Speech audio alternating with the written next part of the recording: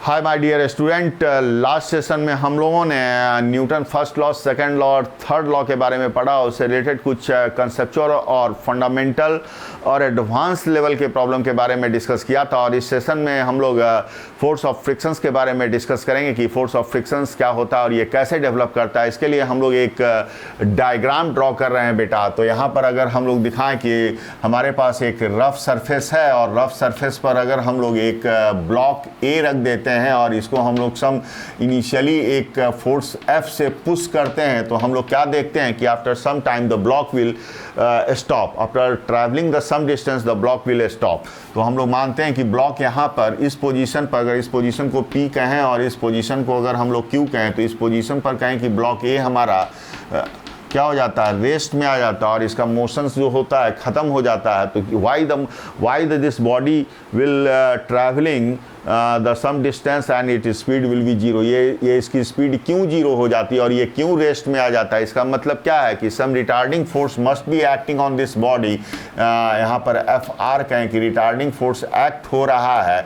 जो इसके मोशन को क्या कर रहा है, अपोज कर रहा है। और इसी रिटार्डिंग फोर्स के कारण ये बॉडी A हमारा क्या हो जा रहा है, रेस्ट में आ रहा है। और इसी रिटार्डिंग फोर्स को हम लोग क्या कहते हैं, फोर्स ऑफ फ्रिक्शन कहते हैं, विच अपोजेज द मोशन।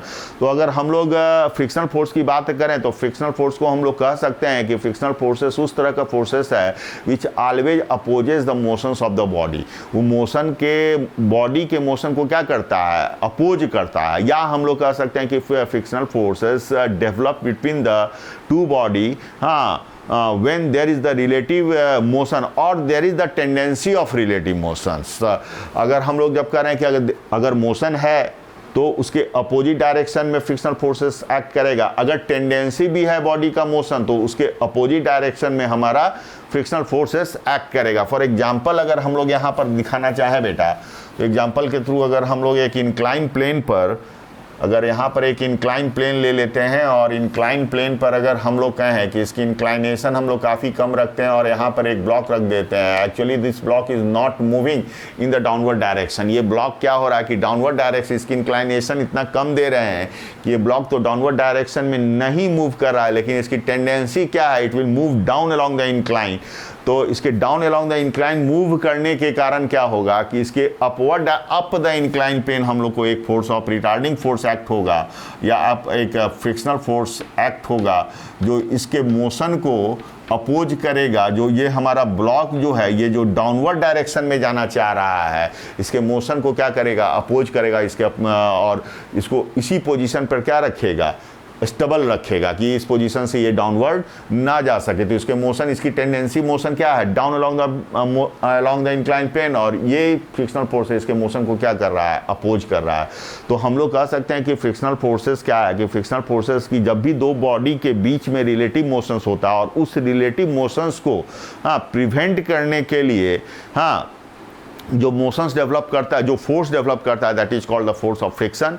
और फ्रिक्शनल फोर्सेस उस केस में भी डेवलप करता है जब किसी भी दो सरफेस के बीच में क्या हो, टेंडेंसी और रिलेटिव मोशन का, उस केस में भी फ्रिक्शनल फोर्सेस हमारा डेवलप करता है। और बेटर एग्जांपल अगर हम लोग यहाँ पर बेटा दिखाएं तो आप देख सकते हो कि डायग्राम के थ्रू अगर हम लोग इसको समझें कि मान लेते हैं कि हमारा एक रफ सरफेस है, रफ सरफेस पर एक ब्लॉक जो है, मान लेते हैं कि हमारे पास यहाँ पर एक रफ सरफेस दिया हुआ है और रफ सरफेस पर अगर हम लोग एक ब्लॉक मान रहे हैं, ए मान रहे हैं, और इसका मोशन जो है इस डायरेक्शन में हो रहा है, मोशन इस डायरेक्शन में हो रहा है। अब मोशन इस डायरेक्शन में हो रहा है तो हम लोग क्या कर रहे थे कि मोशन जब इस डायरेक्शन में हो रहा है और सरफेस हमारा अगर रफ है, सरफेस को हम लोग ये कह रहे हैं कि सरफेस हमारा रफ है, तो इस केस में फोर्स ऑफ फ्रिक्शन जो है इस डायरेक्शन में एक्ट करेगा। रिटार्डिंग फोर्स तो इसी डायरेक्शन में एक्ट करेगा।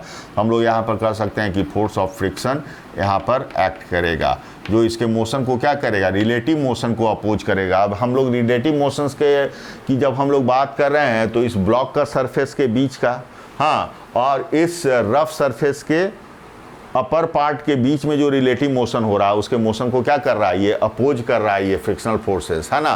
तो that is the definition, actual meaning of the frictional forces. तो ये फ्रिक्शनल फोर्सेस क्या होता है, और हम लोग ये भी जाने कि frictional forces always opposes the relative motions of the point of contact of the two surface, और ये मोशन के हमेशा अपोजिट डायरेक्शन में लगता है। अब हम लोग बात करते हैं कि फ्रिक्शनल फोर्सेस का ओरिजिन क्या है। अगर हम लोग ओरिजिन ऑफ फ्रिक्शनल फोर्सेस की बात करें तो ओरिजिन ऑफ फ्रिक्शनल फोर्सेस की अगर हम लोग बात करें तो कहते हैं कि अगर कोई भी बॉडी को अगर हम लोग किसी भी सरफेस पर रखते हैं तो क्या होता है कि there is the molecular interaction between the two surface, वहाँ पर एक मॉलिक्यूलर इंट्रैक्शन होता है, और वही मॉलिक्यूलर इंट्रैक्शंस जब हम लोग उसमें टेंडेंसी होता है मोशन का, तो मॉलिक्यूलर इंट्रैक्शंस के कारण वहाँ पर एक बॉन्ड का फॉर्मेशन होता है, और वो बॉन्ड जब टेंडेंसी होता है मोशन का तो वो बॉन्ड क्या होता है, ब्रेक होता है, और उसी बॉन्ड के ब्रेक होने के कारण क्या होता है कि एक फोर्स ऑफ फ्रिक्शन हमारा डेवलप होता है। तो हम लोग यहाँ पर दिखा सकते हैं कि बेटा अगर मान लेते हैं कि हमारे पास एक बॉडी है और जो ब्लॉक इस सरफेस पे रखा हुआ है, किसी भी सरफेस रखा हुआ था, एक्चुअली ये जो अगर हम लोग इसका मॉलिक्यूलर व्यू देखें तो इस तरह से अगर हम लोग दिखाएं इसका मॉलिक्यूलर व्यू, और इस सरफेस पर ये रखा हुआ है AB सरफेस पर, तो मान लेते हैं कि ये AB सरफेस है, तो इसके बीच में जो है एक पॉइंट ऑफ कांटेक्ट होगा बेटा, यहाँ से एक बॉन्ड बनेगा, और ये जो बॉन्ड है, और यही इस अगर हम लोग इस मोशन को क्या करते हैं, अगर राइटवर्ड मूव करा रहे हैं इस डायरेक्शन में बाय द अप्लाइड फोर्स लगा रहे हैं, और इस फोर्स के कारण ये बॉडी A जो है इस सरफेस AB सरफेस पर मूव करना चाह रहा है टू द राइट, तो जो यहाँ पर बॉन्ड बन रहा है, ये जो बॉन्ड करा, ये बॉन्ड ब्रेक होने के कारण क्या होगा, एक हमारा फ्रिक्शनल फोर्सेस डेवलप करेगा which opposes the relative motion of A, और ये जो फ्रिक्शनल फोर्सेस एक्ट करेगा इस ए सरफेस पर इस डायरेक्शन में एक्ट करेगा, और यहाँ पर हम लोग कहते हैं यहाँ पर एक फ्रिक्शनल फोर्सेस एक्ट करेगा या रिटार्डिंग फोर्स एक्ट करेगा जो इसके ए के मोशंस को रेसिस्ट करेगा। तो ये तो हमारा ओरिजिन ऑफ फ्रिक्शनल फोर्सेस हुआ था, यहाँ पर मॉलिक्यूलर पॉइंट ऑफ व्यू से भी हमने फ्रिक्शनल फोर्सेस को देखा। अब हम लोग काइंड ऑफ फ्रिक्शनल फोर्सेस की बात करते हैं कि फ्रिक्शनल फोर्सेस कितने तरीके का होता है। अगर हम लोग बात करें तो फ्रिक्शनल फोर्सेस को लिख सकते हैं there is the two kind of frictional forces, एक तो हमारा बेटा होता है स्टैटिक फ्रिक्शन और दूसरा जो होता है काइनेटिक फ्रिक्शंस। तो काइंड ऑफ फ्रिक्शन की अगर हम लोग बात करें तो हम लोग लिख सकते हैं काइंड ऑफ फ्रिक्शन, तो काइंड ऑफ फ्रिक्शन की बात कर रहे हैं तो काइंड ऑफ फ्रिक्शन में कह सकते हैं पहला जो होता है स्टैटिक फ्रिक्शन और दूसरा जो होता है हमारा काइनेटिक फ्रिक्शंस। अब इन दोनों में हम लोग को डिफरेंस समझना होगा कि स्टैटिक फ्रिक्शन क्या होता है और काइनेटिक फ्रिक्शन क्या होता है। तो हम लोग इसको बेटर जो है सो एक डायग्राम के थ्रू ही समझे। पहले तो हम लोग स्टैटिक फ्रिक्शन को डिफाइन करें कि स्टैटिक फ्रिक्शन क्या होता है। मान लेते हैं कि किसी भी रफ सरफेस पर बेटा हमारे पास अगर एक ब्लॉक जो है ये हमारा एक रफ सरफेस है, चूंकि फ्रिक्शन होने के लिए क्या होना चाहिए, सरफेस हमारा रफ होना चाहिए। तो हम लोग मान रहे हैं कि ये हमारा एक रफ सरफेस है और रफ सरफेस पर अगर हम लोग एक ब्लॉक को रख दे रहे हैं, और यहाँ पर हम लोग क्या कर रहे हैं कि एक फोर्स जो है F लगा रहे हैं। ये F मान लेते हैं कि हम लोग ने 2 न्यूटन का एक अप्लाइड फोर्स लगाया। ये क्या है, F हमारा ये अप्लाइड फोर्स लग रहा है और अप्लाइड फोर्स के कारण इसकी टेंडेंसी होगी मूव करने की टू द राइट, लेकिन ये ब्लॉक क्या हो रहा है कि स्टिल नॉट मूव, इसकी स्पीड क्या है, 0 है, ये मूव नहीं कर रहा है। इसका मतलब है कि इसके अपोजिट डायरेक्शन में सरफेस और ब्लॉक के सरफेस के बीच में एक फ्रिक्शनल फोर्सेस एक्ट हो रहा है। यहाँ पर एक फ्रिक्शनल फोर्सेस एक्ट हो रहा है जो उसके मोशन को FR कहें कि एक फ्रिक्शनल फोर्सेस एक्ट हो रहा है जो इसके मोशन को अपोज कर रहा है, यानी ये भी 2 न्यूटन का फोर्स है। और ये इस तरह का जब मोशन जो है, जब हम लोग अप्लाइड फोर्स के कारण कोई भी बॉडी का मोशन अगर नहीं हो, टेंडेंसी तो है उसकी मोशन की, जब वो मोशन नहीं हो रहा है तो उस केस में जो है फोर्स ऑफ जो है फ्रिक्शन जो डेवलप करेगा वो स्टैटिक नेचर का होगा। तो यहाँ पर FR को हम लोग लिख सकते हैं जो फोर्स ऑफ फ्रिक्शन है, इसको हम लोग कह सकते हैं ये FR क्या है, स्टैटिक फ्रिक्शन है, स्टैटिक फ्रिक्शन। तो स्टैटिक फ्रिक्शन कब डेवलप करता है कि when there is the tendency of relative motions, but there is no motions between the point of contact of the surface of the two body, then in this case the static frictions will develop. अब हम लोग अगर second case में बात अगर कहें कि अगर हम लोग यहाँ पर फोर्स अप्लाइड फोर्स को अगर हम लोग 2 न्यूटन से 3 न्यूटन कर दें, 3 न्यूटन कर दें, तो स्टिल क्या होता है, अगर यहाँ से 3 से अगर हम लोग कहें कि 5 न्यूटन कर देते हैं बेटा, 5 न्यूटन अगर हम लोग ब्लॉक को कर दें, हाँ, तो ब्लॉक को तो एंड और उस केस में हम लोग फिर भी देखते हैं कि ब्लॉक हमारा क्या हो रहा है, मूव नहीं कर रहा है, block still not moving to the right. तो इस केस का क्या मतलब है कि इसके अब रिटार्डिंग फोर्स है जो इस डायरेक्शन में लग रहा है, ये जो फोर्स ऑफ फ्रिक्शन है या स्टैटिक फ्रिक्शन है, एफ एस जो स्टैटिक फ्रिक्शन है which counter balance this applied force. तो जो स्टैटिक फ्रिक्शन है इस केस में भी अगर हम लोग कह सकते हैं, अगर सेकेंड डायग्राम के थ्रू समझो बेटा, तो यहाँ पर सरफेस अगर हम लोग F को 5 न्यूटन लगा रहे हैं, यहाँ पर F अप्लाइड अगर हम लोग 5 न्यूटन दे रहे हैं, तो यहाँ पर जो है F स्टैटिक अगर ये स्टिल जो है नहीं मूव कर रहा है, तो यहाँ पर जो है स्टैटिक फ्रिक्शन जो एक्ट होगा that will also will be the 5 Newton. लेकिन एक क्वेश्चन डेवलप करता है कि कब तक अगर हम लोग 5 से इसको क्या कर दें, 6 कर दें, 6 से 7 कर दें, तो 5 से 6, 6 से 7 and still block will not move. अब हम लोग जैसे ही 7 से 7.1 करते हैं तो ब्लॉक को क्या देखते हैं, block will start to move. तो इसका मतलब क्या है कि हम लोग 5 से 7 किया, अगर अप्लाइड फोर्स को 5 से 7 कर रहे हैं तो ब्लॉक नहीं मूव कर रहा है, इसका मतलब है इस केस में भी स्टैटिक फ्रिक्शन 7.1 न्यूटन एक्ट कर रहा है। लेकिन जैसा ही हम लोग फोर्स को अप्लाइड फोर्स को 7 से 7.1 न्यूटन कर रहे हैं तो ब्लॉक क्या हो रहा है, block will start to move. तो उस केस में हम लोग जो कह रहे हैं कि फोर्स ऑफ फ्रिक्शन जो है यहाँ पर क्या हो रहा है कि फोर्स ऑफ फ्रिक्शन हमारा डिक्रीज कर रहा है, और उस फोर्स ऑफ फ्रिक्शन को हम लोग कहते हैं फोर्स ऑफ काइनेटिक फ्रिक्शन। यानी हम लोग कह सकते हैं कि जब बॉडी क्या होता है, स्टार्ट टू मूव, हाँ, ऑन द सरफेस, तो उस केस में जो point of contact of surface के बीच में जो फोर्स ऑफ फ्रिक्शन डेवलप करेगा उसको हम लोग कहेंगे फोर्स ऑफ फ्रिक्शन। और यहाँ से हम लोग ये भी कह सकते हैं कि 2 न्यूटन पर जब हमारा हम लोग फोर्स अप्लाइड फोर्स जब 2 न्यूटन का लगा रहे थे तो फोर्स ऑफ स्टैटिक फ्रिक्शन भी हमारा 2 न्यूटन का था।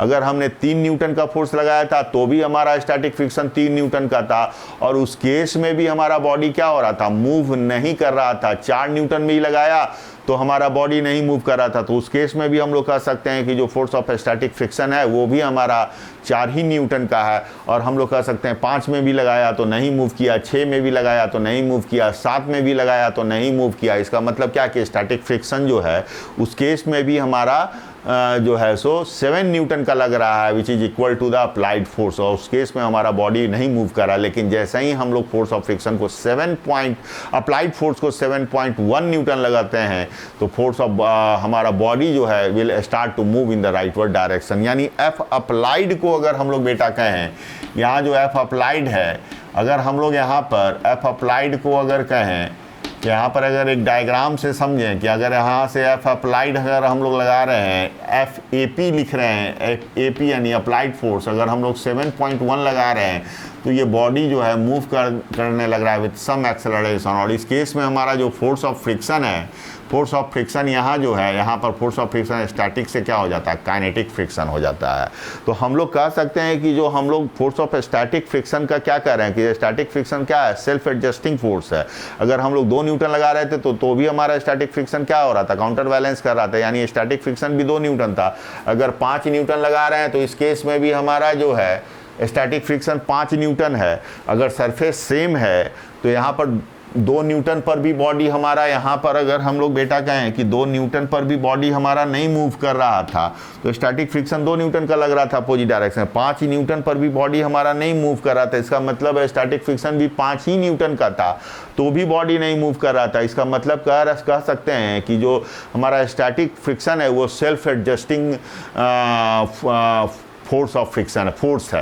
ये स्टैटिक फ्रिक्शन जो है क्या है, सेल्फ एडजस्टिंग है, और ये अप्लाइड फोर्स के अनुसार क्या होता है, अपने आप को एडजस्ट करता है। जैसे जैसे हम लोग अप्लाइड फोर्स बढ़ाते हैं वैसे वैसे फोर्स ऑफ फ्रिक्शन जो है, स्टैटिक फ्रिक्शन क्या होता है, इंक्रीज करता है। लेकिन इसकी इंक्रीज करने की एक सर्टेन लिमिट है, ये अपने मैक्सिमम वैल्यू से एक्सीड्स नहीं कर सकता है। जब हम लोग इस केस में कह रहे हैं कि जब हमने 7.1 न्यूटन का फोर्स लगाया अप्लाइड फोर्स, तो फोर्स ऑफ फ्रिक्शन क्या हो गया, ये बॉडी हमारा स्टार्ट हो गया, मूव करने लगा, and moving with some acceleration. इसका मतलब है तब उस केस में हम लोग कह रहे हैं कि फोर्स ऑफ फ्रिक्शन क्या हो जाता है, फोर्स ऑफ स्टैटिक फ्रिक्शन से फोर्स ऑफ काइनेटिक फ्रिक्शन हो जा रहा है। तो हम लोग जो कह रहे हैं कि हमारा जो स्टैटिक फ्रिक्शन है वो सेल्फ एडजस्टिंग फोर्स है और अपने आप को एडजस्ट करता है according to the applied force, लेकिन ये एक सर्टेन लिमिट तक अपने आप को एडजस्ट कर सकता है। और जो मैक्सिमम वैल्यू होता है फोर्स ऑफ स्टैटिक फ्रिक्शन का, दैट इज होता है एफ एस मैक्स और एफ लिमिटिंग। तो हम लोग यहाँ से लिख सकते हैं the limit, the maximum value of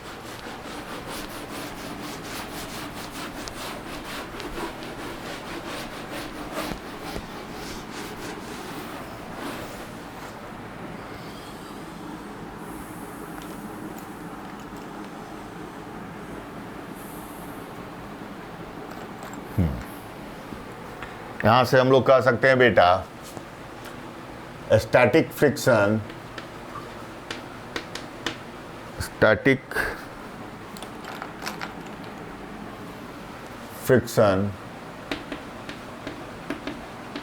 is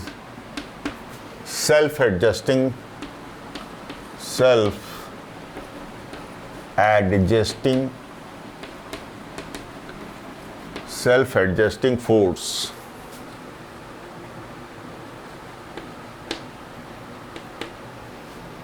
It increases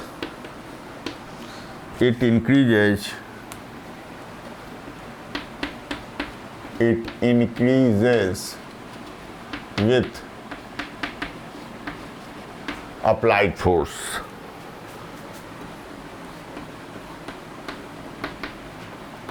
It increases with applied force, but it has some certain limit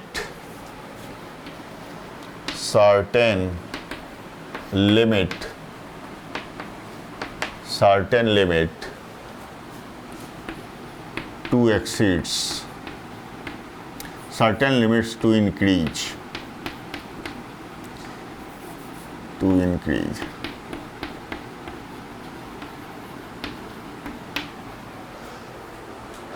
After that, and this certain limit is called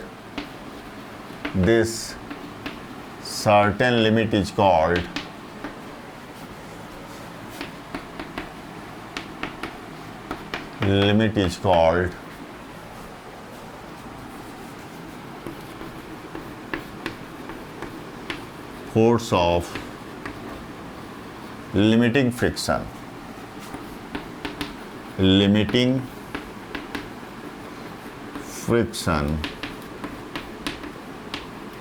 Or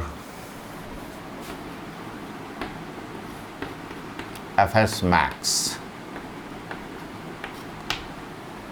और जैसे ही अप्लाइड फोर्स हमारा इस FS max को cross करता है, body क्या होता है, body will start to move.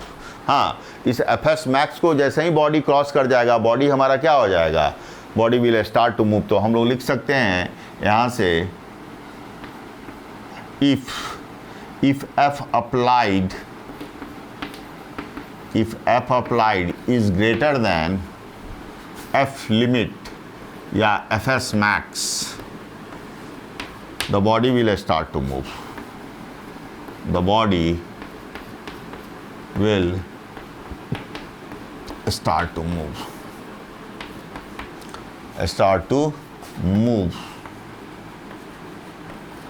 And the force of friction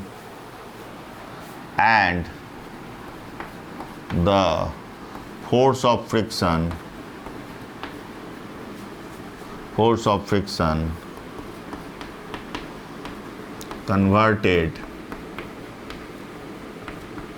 into kinetic friction. Kinetic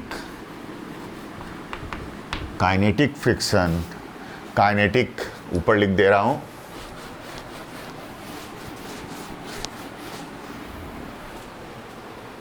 kinetic friction और limiting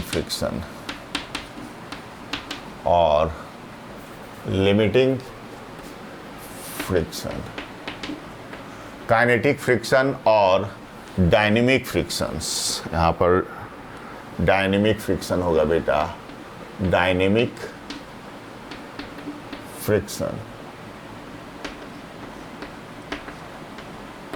तो हम लोग काइनेमेटिक फ्रिक्शन को हम लोग क्या कर सकते हैं, डायनेमिक फ्रिक्शन भी कर सकते हैं। जब बॉडी हमारा क्या होता है, लिमिटिंग फ्रिक्शन को क्रॉस कर जाता है तो हम लोग उसको डायनेमिक फ्रिक्शन कर सकते हैं।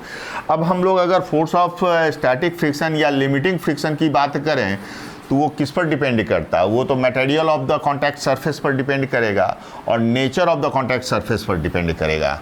Material of the contact surface तो हम लोग कह सकते हैं एफएस मैक्स या एफ लिमिटिंग। हम लोग यहाँ से कह सकते हैं बेटा FS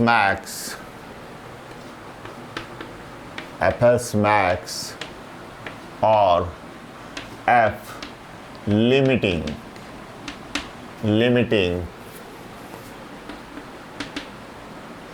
depends upon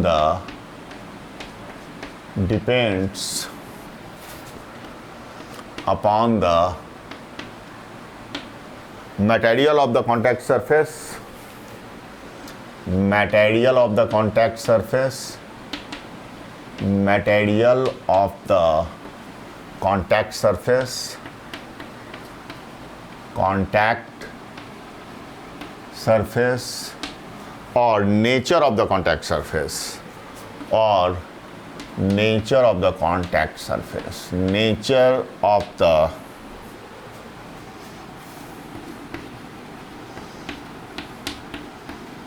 contact surface, nature of the contact surface पर डिपेंड करता है। एक चीज़ हम लोगों को यहाँ पर समझना होगा कि जब nature of the contact surface की हम लोग बात करें तो वो पॉलिश्ड है या अनपॉलिश्ड है, उस पर डिपेंड कर रहा है हमारा। और हम लोग कह सकते हैं कि अगर एफएस मैक्स जो है मटेरियल ऑफ द सरफेस पर अगर हम लोग डिपेंड कर रहा है और कहते हैं it does not depend upon the contact area of between the two surface. और एक चीज़ हम लोगों को समझना होगा, it does not depend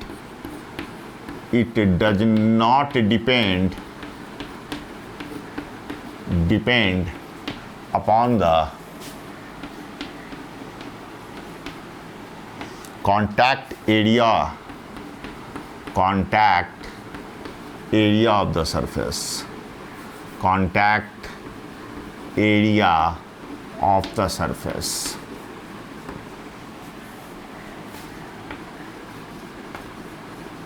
contact area of the surface पर ये डिपेंड नहीं करता है। तो अगर हम लोग एफएस मैक्स की अगर हम लोग बात करें तो ये चूंकि नेचर ऑफ द सरफेस पर डिपेंड करता है, नेचर ऑफ द सरफेस की अगर हम लोग बात करें तो हम लोग उस केस में कह सकते हैं कि FS max is directly proportional to contact surface पर है। तो हम लोग लिख सकते हैं therefore we can write FS max या एफ लिमिटिंग कह सकते हैं। एफएस मैक्स को ही एफ लिमिटिंग कहते हैं। FS max is directly proportional to contact surface, यानी एन पर डिपेंड करेगा, क्योंकि नॉर्मल फोर्स कहाँ पर एक्ट होता है, कॉन्टैक्ट सरफेस के बीच में ही एक्ट होता है, and which always perpendicular to the surface होता है बेटा। तो यहाँ से हम लोग लिख सकते हैं यहाँ पर एफएस मैक्स, इसको प्रोपोर्शनैलिटी को अगर हम लोग यहाँ से कंपनसेट करें तो एफएस मैक्स को हम लोग क्या लिख सकते हैं, यहाँ से लिख सकते हैं म्यू एस एन, और यहाँ से हम लोग म्यू एस को क्या कह सकते हैं, कोफिशिएंट ऑफ स्टैटिक फ्रिक्शन। तो where mu S is coefficient of static friction, coefficient of static friction, static mu S क्या है, कोफिशिएंट ऑफ स्टैटिक फ्रिक्शन, और ये क्या है, डायमेंशन लेस क्वांटिटी है। It has no dimension and it have no dimension, इसका कोई dimension नहीं होता है, ये चीज़ समझना होगा। अगर हम लोग दो सरफेस की बात करें कि अगर हम लोग बेटा दो सरफेस की बात करते हैं, अगर हम लोग अगर डायग्राम के थ्रू समझें तो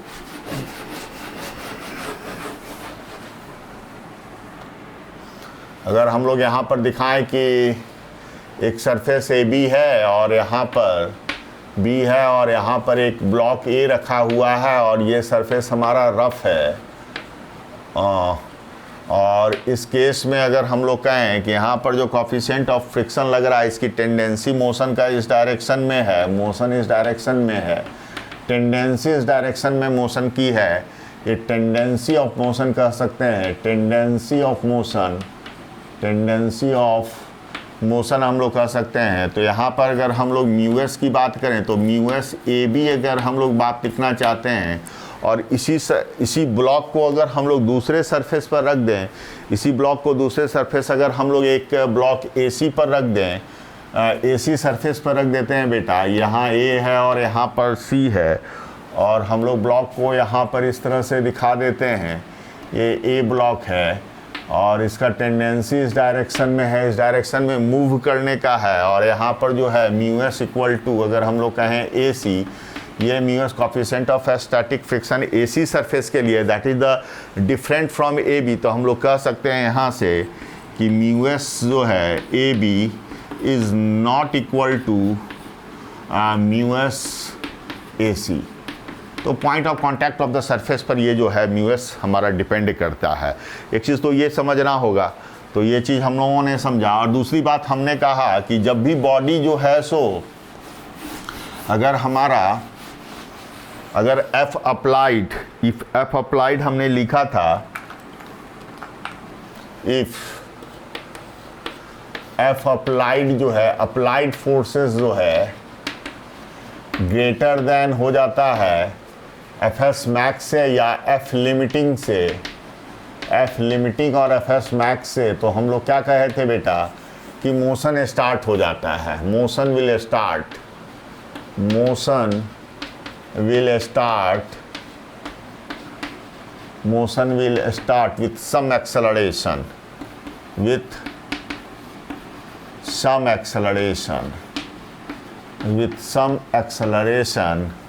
and the force of friction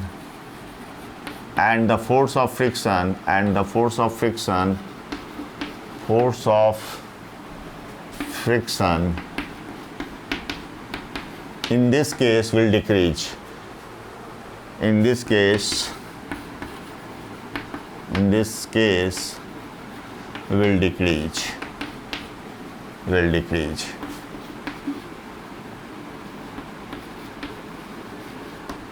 और जब फोर्स ऑफ फ्रिक्शन जो डिक्रीज करता है उसको हम लोग क्या करते हैं, फोर्स ऑफ काइनेटिक फ्रिक्शन, यानी हम लोग उसको कहते हैं एफ के। तो हम लोग यहाँ पर अगर कहें कि अगर एक हमारे पास एक रफ सरफेस है और यहाँ पर एक ब्लॉक है और यहाँ पर इसका मोशन हो रहा है under the action of this applied force, तो मोशन अगर ये मोशन हो रहा है, इसका मोशन हो रहा है, ए एक्सटेंशन से मूव कर रहा है, तब इस केस में यहाँ पर फोर्स ऑफ फ्रिक्शन एक्ट होगा जो एफ के होगा। हाँ, तो अब हम लोग कह रहे हैं कि फोर्स ऑफ फ्रिक्शन क्या हो रहा है, डिक्रीज कर रहा है, तो हम लोग कह सकते हैं यहाँ से बेटा कि जो एफ एस मैक्स है या एफ लिमिटिंग है, एफ एस मैक्स को ही एफ लिमिटिंग कर रहे हैं, तो हम लोग यहाँ से बेटा कह सकते हैं कि जो एफ लिमिटिंग यहाँ से है, यानी एफ एस मैक्स हम लोग लिख सकते हैं, एफ एस मैक्स या F limiting is greater than F के। और ये एफ के किस पर डिपेंड करता है, ये जो है एफ के हम लोगों को ध्यान देना होगा कि एफ के जो डिपेंड करता है कॉन्टैक्ट सरफेस के मटेरियल पर डिपेंड करता है और नेचर ऑफ द सरफेस पर डिपेंड करता है, एरिया पर ये डिपेंड नहीं करता है, same as like at the F S max. हाँ, और हम लोग एक चीज़ यहाँ पर डिपेंड करना होगा कि जो काइनेटिक फ्रिक्शन है does not depend upon the speed of the relative speed of the block, relative speed of the surface पर भी ये डिपेंड नहीं करता है। अगर हम लोग कहें कि कोई बॉडी किसी भी सरफेस पर 5 मीटर पर सेकंड जा रहा है और वही स्पीड को अगर हम लोग 10 मीटर पर सेकंड भी लगा दें, 10 मीटर पर सेकंड भी जाए, तो उस केस में भी जो काइनेटिक फ्रिक्शन होगा उसकी वैल्यू वही होगी, उसकी स्पीड पर वो डिपेंड नहीं करता है। सो लॉन्ग जब तक हम लोग स्पीड को काफ़ी इंक्रीज नहीं कर दें, बहुत बड़ा नहीं कर दें। हाँ, बहुत बड़ा अगर कर देंगे तो उस केस में जो है काइनेटिक फ्रिक्शंस क्या हो जाएगा, उसकी वैल्यू डिफरेंट हो जाएगी। तो उस केस को हम लोग को इग्नोर करना है कि जब तक उसकी स्पीड जो है, अगर स्पीड ऑफ लाइट से फेंक दें, या हम लोग कहें कि 5 लाख मीटर पर सेकंड जा रहा है, 3 लाख, 4 लाख, 2 लाख के स्पीड से जा रहा है, सो लॉन्ग जो है सो उसकी काइनेटिक फ्रिक्शंस की क्या होगी, चेंज कर जाएगी। हम लोग कहें कि 5 किलोमीटर पर आवर जा रहा है, 20 किलोमीटर, 100 किलोमीटर पर आवर जा रहा है, तो उस बोथ के केसेस में 5 किलोमीटर पर आवर भी जाए या 20 किलोमीटर पर आवर भी जाए, दोनों केस में फोर्स ऑफ काइनेटिक फ्रिक्शंस क्या होगा, डिफरेंट होगा। तो स्पीड पर वो डिपेंड नहीं करता, वो नेचर ऑफ द मटेरियल और नेचर ऑफ द मटेरियल पर और उसके कंडीशंस पर डिपेंड करता है। तो फोर्स ऑफ फ्रिक्शंस के बारे में हम लोगों को ये समझना होगा। और फोर्स ऑफ फ्रिक्शंस के लिए हम लोग लिख सकते हैं सिमिलरली कि अगर Fk की बात करें तो Fk को हम लोग यहाँ से लिख सकते हैं बेटा Fk, तो Fk यहाँ से क्या लिख सकते हैं, Fk is directly proportional to n, और यहाँ से लिख सकते हैं Fk जो फोर्स ऑफ काइनेटिक फ्रिक्शन है, यहाँ से लिख सकते हैं म्यू के n, और यहाँ से हम लोग कह सकते हैं कि जो म्यू s है that is greater then mu के। और म्यू के क्या है, कोफिशिएंट ऑफ काइनेटिक फ्रिक्शन। ये म्यू के क्या है, coefficient of kinetic friction, coefficient of kinetic friction, coefficient of kinetic friction, kinetic friction. और ये क्या है, coefficient of static friction, coefficient of static friction.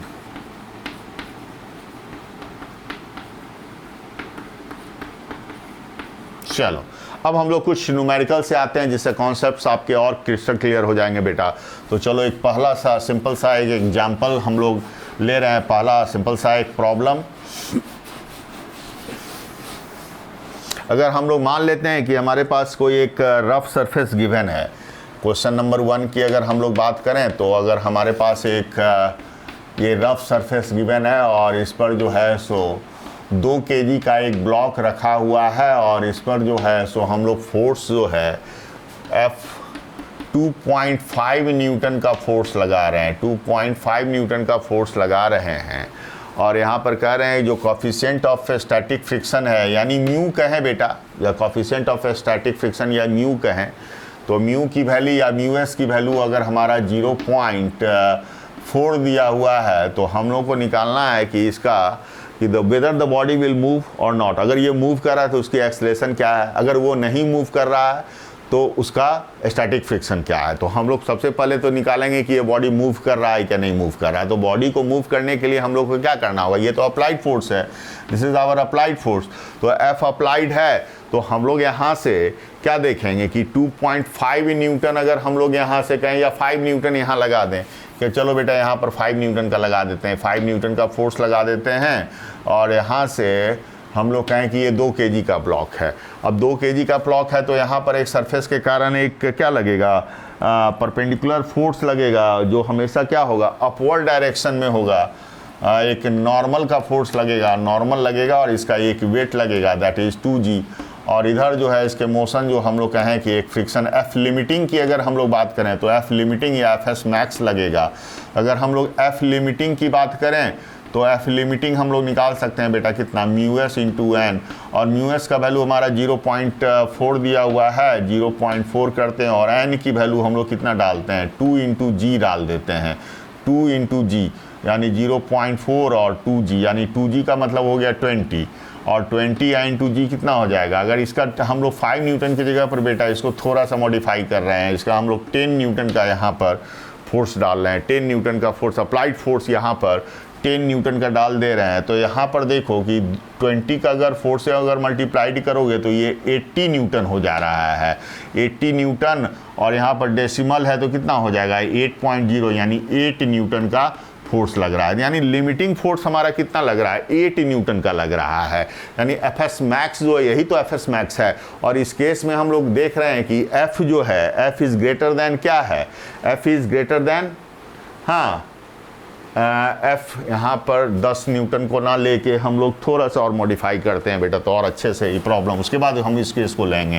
तो यहाँ पर हम लोग 5 ही न्यूटन लिया जाए, 5 ही न्यूटन बेटा लेते हैं, इसको 5 न्यूटन हम लोग मान लेते हैं।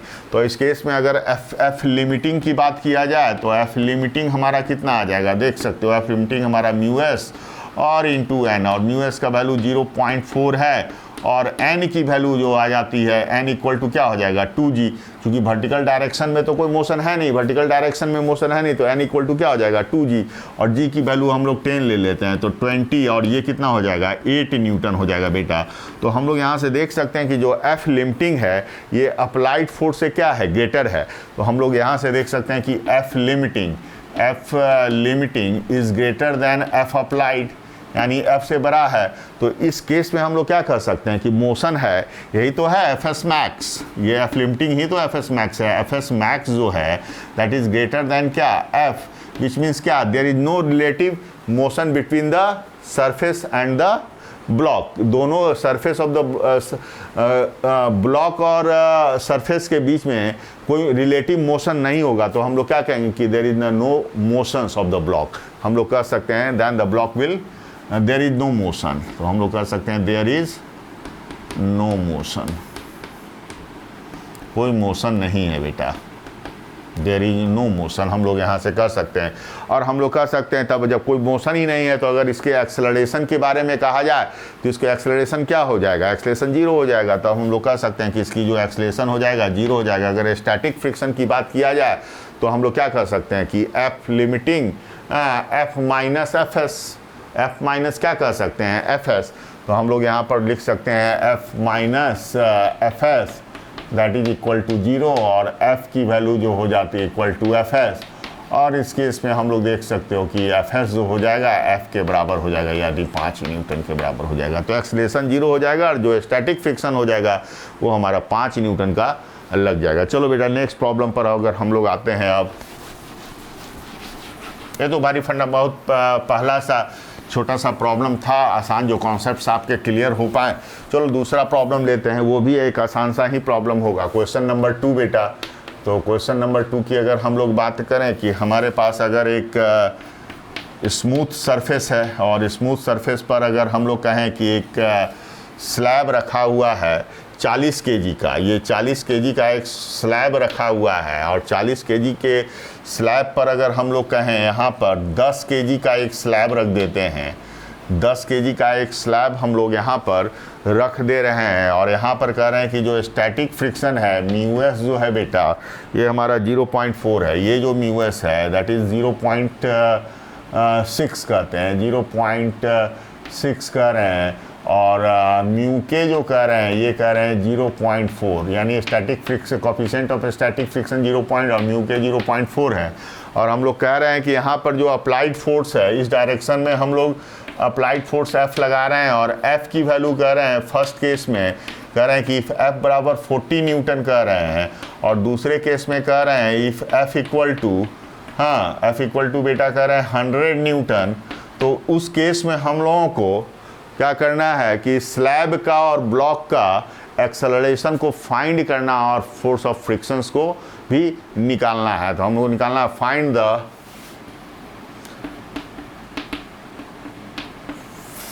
The acceleration of block and slab and also the force of friction, the force of friction। चलो ये तो हो गया, ये तो क्वेश्चन की बात हो गई। अब हम इसको सोल्यूशन देते हैं कि कैसे इसको सॉल्व किया जाए बेटा। तो फर्स्ट केस लेते हैं जब फोर्स ऑफ फ्रिक्शन हमारा कितना है, अप्लाइड फोर्स जो है ये तो ये हमारा F जो है ये क्या है, ये एक अप्लाइड फोर्स है। ये अप्लाइड फोर्स को हम लोग कितना दिखा रहे हैं 40 न्यूटन, कह रहे हैं कि F इक्वल टू 40 न्यूटन। तो F 40 न्यूटन लगाने के कारण जो है इसकी इस ब्लॉक की टेंडेंसी इधर होगी मूव करने के कारण, जिसके कारण एक यहाँ पर हम लोग कहें कि फ्रिक्शनल फोर्स डेवलप करेगा। एक FFR यहाँ पर FS हम लोग मान लेते हैं कि FS एक डेवलप कर रहा है, स्टैटिक फ्रिक्शन डेवलप कर रहा है, मान लेते हैं FS मैक्स या F लिमिटिंग की वैल्यू मान लेते हैं कि FL डेवलप कर रहा है LIM। तो F लिमिटिंग की वैल्यू हम लोग को निकालना होगा, और F लिमिटिंग की वैल्यू जो F की वैल्यू F लिमिटिंग से ज़्यादा होगा तभी तो रिलेटिव मोशन होगा। जब F 40 न्यूटन है, ये F 40 न्यूटन है, तो F लिमिटिंग की वैल्यू निकाल लेते हैं। तो F लिमिटिंग बेटा देखो कि F लिमिटिंग की वैल्यू कितना हो जाएगी। तो F लिमिटिंग की वैल्यू अगर हम लोग रखें तो क्या हो जाता है म्यू एस और इंटू एन हो जाता है। और म्यू एस की वैल्यू हम लोग कितना रख सकते हैं, 0.6 रख सकते हैं। और एन की बात करें तो 10 kg ब्लॉक पर जो है, क्योंकि 10 kg ही ब्लॉक पर फोर्स लग रहा है, तो नॉर्मल रिएक्शन बेटा यहाँ लगेगा परपेंडिकुलर टू द सरफेस, और इसका वेट हमारा इस 10 kg ब्लॉक की बात देखो तो 10g लग जाता है, 10g। और एन की वैल्यू हम लोग रख सकते हैं 10 इंटू जी, तो ये कितना हो जाता है 0.6 इंटू 100, यानी ये हो जाता है बेटा 60 न्यूटन का फोर्स हो जाता है। तो जो एफ लिमिटिंग है इस केस में देख रहे हो कि एफ लिमिटिंग हमारा क्या हो जा रहा है, एफ लिमिटिंग हम लोग कह रहे हैं, या एफ एस मैक्स भी इसको कह सकते हैं। तो यहाँ एफ लिमिटिंग LIM लिख दे रहे हैं, F limiting is greater than F applied, यानी इस एफ अप्लाइड फोर्स से ज़्यादा हो जा रहा है। तो इस केस में क्या कह सकते हैं कि there is the no relative motion between the 40 kg and 10 kg। तो अब हमारा ये जो ब्लॉक है ये क्या रहेगा, रेस्ट में रहेगा। हाँ, ये बॉडी इस पर क्या रहेगा, रेस्ट में रहेगा। हाँ, ऑफ कोर्स उस केस में हम लोग कहेंगे कि there is the no relative motion, तो यहाँ पर लिखेंगे there is no relative sliding, no relative motion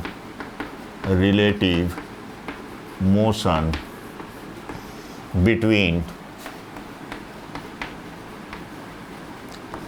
A and B। अगर इसको A कहें बेटा और इसको कहें B कहें, तो A and B, A और B के बीच में कोई रिलेटिव मोशन नहीं होगा। हाँ, लेकिन ये कह सकते हैं कि 40 kg और 10 kg क्या होगा, under this action of a force, और ये सरफेस हमारा स्मूथ है तो दोनों कंबाइंडली मूव करेगा विथ सम एक्सलेशन, क्योंकि दोनों पर एक कंबाइंड फोर्स दोनों के बीच में, मतलब इस सरफेस के बेटा, इस सरफेस और मतलब इस स्लैब का सरफेस और ब्लॉक के सरफेस के बीच में कोई रिलेटिव मोशन नहीं है। लेकिन जब रिलेटिव मोशन नहीं है तो ये जो फोर्स है दोनों के बीच में एक कंबाइंड एक्सेलरेशन होगा। तो हम लोग यहाँ से लिख सकते हैं but there will be a combined motion of the slab and the block. तो हम लोग कह सकते हैं कि there is the combined acceleration between the block. तो हम लोग यहाँ से कह सकते हैं कि मान लेते हैं ये सरफेस दिखा दें तो इसका मास 40 और 10 कितना हो जाएगा 50 kg, और 50 kg पर इधर जो फोर्स लग रहा है यही तो एफ लग रहा है। तो एफ बराबर हम लोग यहाँ से लिख रहे हैं एफ इक्वल टू हम लोग कितना दे रहे हैं 40 न्यूटन का बेटा दे रहे हैं, तो ये 40 न्यूटन का लग जा रहा है। तो यहाँ से एफ बराबर हम लोग क्या कह सकते हैं एम प्लस एम, यानी 50 और इंटू ए, और एफ हमारा 40 है तो ए बराबर लिख सकते हैं 40/50 और यहाँ से कह सकते हैं 4/5 यानी 0.8 मीटर पर सेकेंड स्क्वायर। तो ये चीज़ें हम लोगों को समझना है बेटा। जब रिलेटिव मोशन नहीं हुआ तो दोनों को कंबाइंड लेके हम लोग यहाँ पर जो है सो दोनों का कंबाइंड एक्सेलरेशन निकाल सकते हैं। चले दूसरे केस में अगर बेटा अगर हम लोग आएँ कि अगर हम लोग कहें कि अप्लाइड फोर्स जो है, इस केस में जब अप्लाइड फोर्स को हम लोग कितना कर रहे हैं 100 न्यूटन कर रहे हैं। If applied force is 100 Newton, if F applied is कितना 100 न्यूटन अगर हम लोग बेटा कर दें, और यहाँ से एफ लिमिटिंग की बात करें यानी एफ एस मैक्स की बात करें, यानी एफ एस मैक्स हमारा कितना आ गया था, एफ एस मैक्स हमारा 60 न्यूटन आ गया था। तो हम लोग यहाँ से देख रहे हैं कि जो अप्लाइड फोर्स है वो एफ एस मैक्स से ग्रेटर है, तो हम लोग कह सकते हैं कि यहाँ से F is greater than F S max. तो हम लोग क्या कह सकते हैं कि motion will start, motion will start.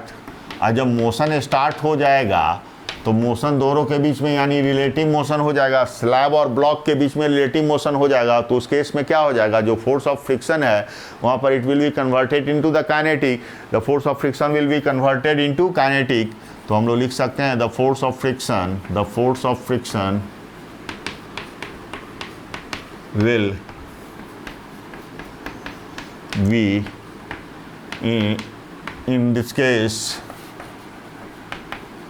in this case will be kinetic। अब काइनेटिक फ्रिक्शन की वैल्यू हम लोग निकाल लेते हैं। तो काइनेटिक फ्रिक्शन का वैल्यू क्या होता है म्यू के एन बेटा। तो काइनेटिक फ्रिक्शन हम लोग यहाँ से देख सकते हैं कि काइनेटिक फ्रिक्शन की अगर बात किया जाए तो एफ के बराबर हम लोग क्या लिख सकते हैं, एफ के बराबर म्यू के आई इंटू एन। तो म्यू के की वैल्यू देख लो 0.4 है और एन की वैल्यू कितना 10g यानी 100। तो हम लोग यहाँ से कितना कर सकते हैं 100 × 4 कितना हो गया 40 न्यूटन। तो ये 40 न्यूटन हो गया। अब हम लोग ब्लॉक ए को मोशन की बात करें कि ब्लॉक ए का एक्सेलरेशन क्या होगा। अब इस केस में क्या हो रहा है दोनों के बीच में रिलेटिव मोशन हो रहा है, तो ए का एक्सेलरेशन अलग होगा और बी का एक्सेलरेशन अलग होगा। क्योंकि अब ए का मोशन इस तरफ होगा और बी ए का मोशन जो है हमारा देखते हैं इस डायरेक्शन में होगा और बी का भी मोशन हमारा किस डायरेक्शन में होगा वो हम लोग देखते हैं फोर्स के। पहले तो ए की मोशन की बात करें तो एफ बी डी अगर हम लोग बनाएं ए का बेटा, तो ए का अगर देखो इस बॉडी का, तो अगर 10 kg का फोर्स है तो यहाँ पर एफ अप्लाइड हमारा जो लग रहा है एफ 100 न्यूटन का लग रहा है, और जो एफ के यहाँ पर लग रहा है एफ के हमारा ये देखो ये हमारा 40 न्यूटन का इधर फोर्स लग रहा है। तो चूंकि ये फोर्स ज़्यादा है तो हम लोग नेट फोर्स कितना लिखेंगे, एफ बराबर नेट फोर्स हमारा हो जाएगा 100 माइनस 40। तो 100 माइनस 40 कितना हो जाएगा बेटा, तो नेट फोर्स का है एफ नेट। तो न्यूटन सेकंड लॉ क्या कहता है, एफ नेट बराबर mass of the body into acceleration. तो एफ नेट हमारा हो जाएगा 100 माइनस 40 यानी 60 न्यूटन, और ये 60 न्यूटन और मास ऑफ द बॉडी हो जाएगा 10 इंटू ए। तब हम लोग अगर ए की बात करें तो कितना लिख सकते हैं 60/10, और ए की बात हमारा आ जाएगा 6 मीटर पर सेकेंड स्क्वायर, 6 मीटर पर सेकेंड स्क्वायर। तो ये तो हमारा हो गया इस ए ब्लॉक की एक्सेलरेशन हो गया, हाँ टू द लेफ्ट हो गया। अगर हम लोग वही कहें कि acceleration of the slab, acceleration of the slab, तो अब हम लोग देख सकते हैं कि एक्सेलरेशन ऑफ द स्लैब कितना हो जाता है। अगर हम एक्सेलरेशन ऑफ द स्लैब की बात करें तो वहाँ पर फोर्सेस को दिखाना होगा। अब यहाँ पर देखो बेटा कि स्लैब है, ये हमारा स्लैब है और स्लैब का ये 40 kg का वेट है।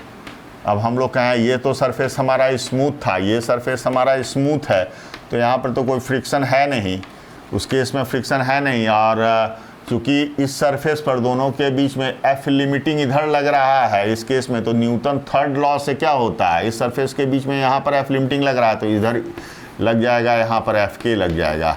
अब यहाँ पर जो है काइनेटिक फ्रिक्शन लग रहा था एफ के, तो इस डायरेक्शन में एफ के न्यूटन थर्ड लॉ से क्या ये जो है ब्लॉक, ये ब्लॉक इस पर फ्रिक्शनल का फोर्स इधर लगाता है, तो ये ब्लॉक जो है इस पर फ्रिक्शन का फोर्स इस डायरेक्शन में लगाएगा, तो एफ के इस डायरेक्शन में हो जाएगा।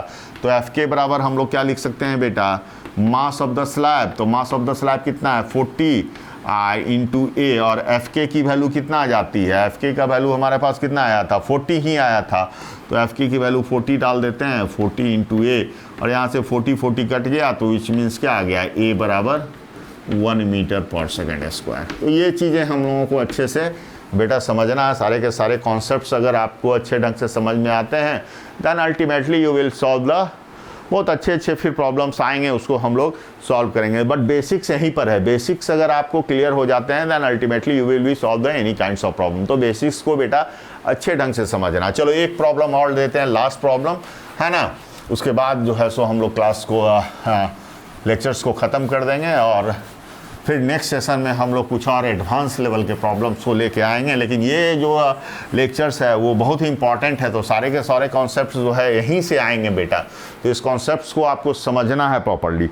अब हम लोग यहाँ पर दिखा रहे हैं कि बेटा अगर मान लेते हैं कि एक हमारा ये रफ सरफेस है, एक रफ सरफेस है, और यहाँ पर अगर हम लोग कहें कि एक ब्लॉक है, हाँ एक ब्लॉक को कहें कि ये 5 kg का ब्लॉक है, अगर हम लोग 5 kg के ब्लॉक को हम लोग कह रहे हैं कि एक फोर्स जो है F बराबर लगा रहे हैं, हमारा 2T फोर्स लगा रहे हैं, 2T फोर्स लगा रहे हैं, F बराबर 2T ही लगाते हैं, और हम लोग कह रहे हैं कि यहाँ पर 2T लगाने के कारण यहाँ पर हम लोग कहें कि म्यू एस का वैल्यू 0.1 है और म्यू के का वैल्यू जो है 0.09 दिया हुआ है, कोएफिशिएंट ऑफ स्टैटिक फ्रिक्शन 0.1 और म्यू के 0.09 दिया हुआ है बेटा।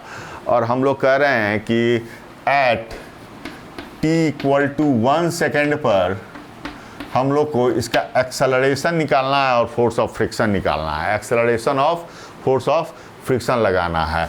अब यहाँ पर बेटा ये जो 5 पर जो अप्लाइड फोर्स लग रहा है F, t = पर जो अप्लाइड फोर्स कितना हो जाएगा, t = पर अप्लाइड फोर्स t = 1 पर अगर हम लोग देखें तो t = 1 पर F अप्लाइड, अगर इस फोर्स, ये तो अप्लाइड फोर्स है, तो F t = 1 पर हम लोग कितना लिख सकते हैं, 2 न्यूटन लिख सकते हैं।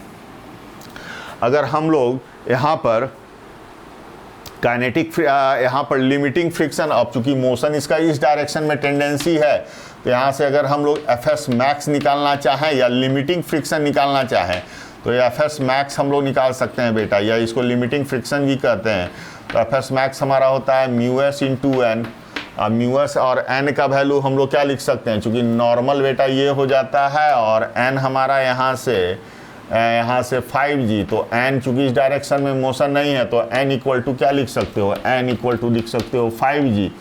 तो यहाँ से n को 5g डाल दो और म्यू एस का 0.1 और इंटू 5g, 5g का मतलब 50 हो जाता है।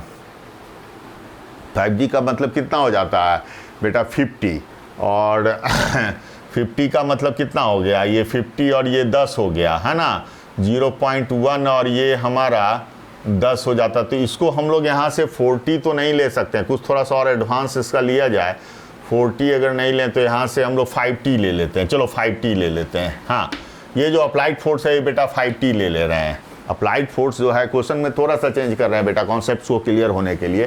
तो जो अप्लाइड फोर्स है एफ को ले रहे हैं 5g, टाइम का फंक्शन है, और म्यू एस बराबर 0.1 है, म्यू के बराबर 0.01 है। तो यहाँ पर जब अप्लाइड फोर्स के कारण इसका टेंडेंसी इस तरफ डायरेक्शन मूव करने का होगा तो फ्रिक्शनल फोर्स इधर डेवलप करेगा, तो उसके हम लोग मैक्सिमम फ्रिक्शन निकाल रहे हैं। मैक्सिमम फ्रिक्शन इसलिए निकालना होगा एफ एस मैक्स कि सो दैट कि तभी तो हम पता लगा सकेंगे कि इसका मोशन हो रहा है या नहीं हो रहा है। क्योंकि अगर एफ अप्लाइड जो है t इक्वल टू 1 सेकेंड पर अगर फ्रिक्शनल फोर्स से ज़्यादा होगा तभी हमारा अप्लाइड मोशंस होगा।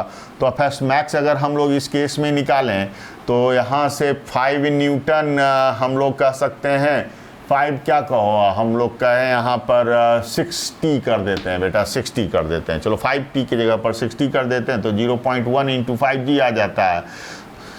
ये 5g आ जाने पर यहाँ से ये कितना आ जाता है, ये हमारा आ जाता है 5 न्यूटन, ये हमारा आ जाता है 5 न्यूटन। ठीक ही था, 5 न्यूटन या 2t ही बेटा सही था, 2t ही सही था, 2t ही लिया जाए बेटा। चलो 2t लिया जाता है, तो हम लोग यहाँ से एफ एस 2t लेते हैं, जो ओरिजिनल लिया था वही सही था। चलो 2t ले लेते हैं बेटा, और उस केस में हम लोग ये जो अप्लाइड फोर्स है 2t ले लिया, और यहाँ पर जो एफ एस मैक्स है ये हमारा आ गया 5 न्यूटन।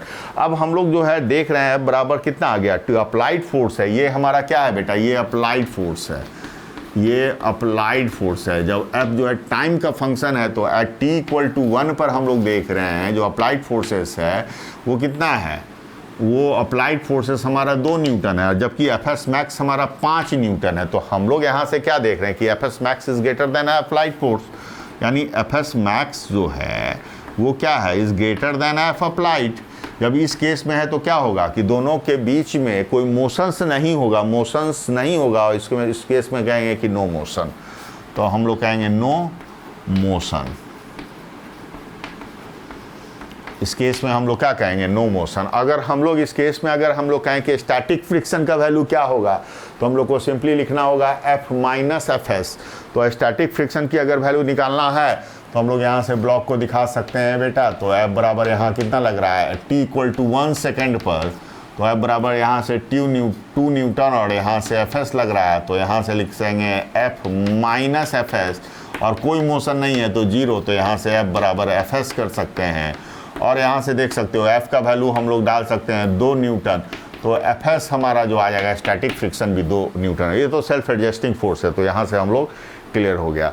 अब हम लोग अगर हम लोग बेटा कहें कि t इक्वल टू अगर हम लोग 10 सेकेंड की बात करते हैं, t इक्वल टू 10 सेकेंड की या 5 सेकेंड की बात करते हैं, t इक्वल टू 10 सेकेंड की 5 सेकेंड एट कहें कि at t equal to 5 second, 5 second पर देखें क्या होता है। तो f अप्लाइड हम लोग, चूंकि f हमारा कितना है बेटा, f बराबर 2t दिया हुआ है, तो f का वैल्यू हम लोग कितना निकाल सकते हैं, 2 इंटू टी, और t की वैल्यू कितना है 5, तो ये कितना हो गया 10 न्यूटन। तो f अप्लाइड हमारा 10 न्यूटन हो गया। और यहाँ से इस केस में f लिमिटिंग की अगर बात करें तो एफ एस मैक्स हमारा कितना आ गया था, एफ एस मैक्स हमारा आ गया था, एफ एस मैक्स की अगर हम लोग बात करें तो mu s into N, mu s into N आ जाता है। और म्यू एस का वैल्यू हमने कितना दिया था 0.1, और n का वैल्यू हमारा कितना था, n का वैल्यू 5g यानी 50 यानी 5 न्यूटन था, ये 5 न्यूटन था बेटा। तो हम लोग यहाँ से क्या देख रहे हैं कि जो एफ एस मैक्स है ना, वो क्या हो जाता है, less than the 10 Newton. F S max जो है हमारा क्या है, 5 न्यूटन है। तो हम लोग इस केस में लिख सकते हैं यहाँ पर, here F applied, F applied तो यही है, this is the F applied, ये अप्लाइड फोर्स 2T है। F applied is greater than F S max.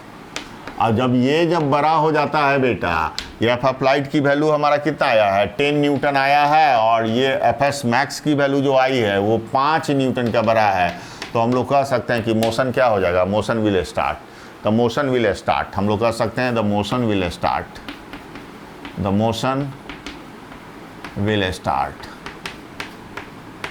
Motion क्या हो जाएगा, स्टार्ट हो जाएगा। जैसे ही मोशन स्टार्ट होगा जो हमारा फोर्स ऑफ फ्रिक्शन है क्या हो जाएगा, काइनेटिक हो जाएगा। तो अब इस केस में जो फोर्स ऑफ फ्रिक्शन लगेगा एफ एस मैक्स से होके यहाँ पर क्या लगने लगेगा, एफ के लगेगा बेटा। और एफ के की वैल्यू हम लोग निकाल सकते हैं। तो एफ के की वैल्यू निकालेंगे at T equal to 5 second पर। तो एफ के बराबर हम लोग क्या लिख सकते हैं, एफ के बराबर लिख सकते हैं म्यू के आई इंटू एन। और म्यू के की वैल्यू कितना था, 0.09 था, 0.09। और n की जो वैल्यू थी वो कितना था, n का वैल्यू हो जाता है 5 जी, यानी 50 हो जाता है बेटा, 5। और यानी ये कितना हो जाएगा, 9 5 45, यानी 4.5 आ जाएगा, 4.5, हाँ 9 5 45, 4.5 न्यूटन आ जाता है। अब एफ अप्लाइड हमारा कितना है, एफ अप्लाइड हमारा at T equal to 5 second पर। यहाँ पर देखो टी एफ अप्लाइड हमारा कितना है, तो 2 × 5 यानी 10 न्यूटन का फोर्स लग रहा है बेटा।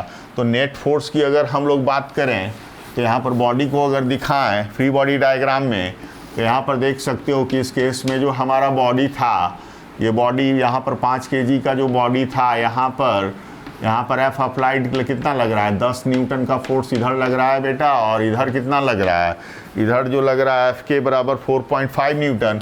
तो और चूंकि नेट फोर्स अगर कहें एफ नेट की अगर हम लोग बात करें तो एफ नेट हम लोग कितना लिख सकते हैं, mass of this body into acceleration. तो एफ नेट कितना हो जाएगा, 10 - 4.5, तो 10 - 4.5 इक्वल टू मास 5 इंटू ए कर सकते हैं।